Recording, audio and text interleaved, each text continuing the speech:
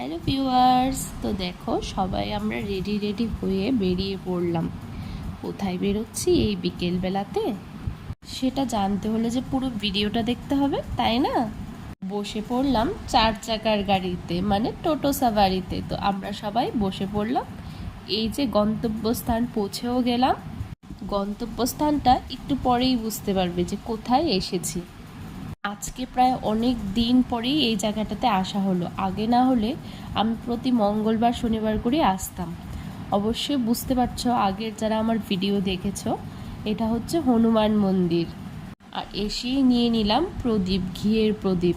তো আমি যখনই আসি তখনই প্রদীপ জ্বালিয়ে যাই এখানে। মনটা খুব শান্তি হয়ে যায় এখানে। সত্যি গো, এখানে আসলে যত দুঃখ কষ্ট সব আছে সব ভুলে যায়, শুধু এই যে চেহারাটা দেখে। তোমরা কি বলো? আমার তো এখানে আসলে আর যেতে ইচ্ছে করে না সত্যি।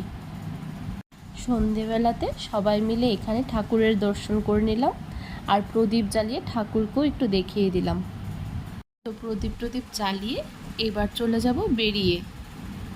তো বেরোনোর পথেই মনে পড়লো যে একটু কিছু খাই, তো ফুচকা খেয়ে বাড়ি চলে আসলাম। তো আজকে যাই, পরে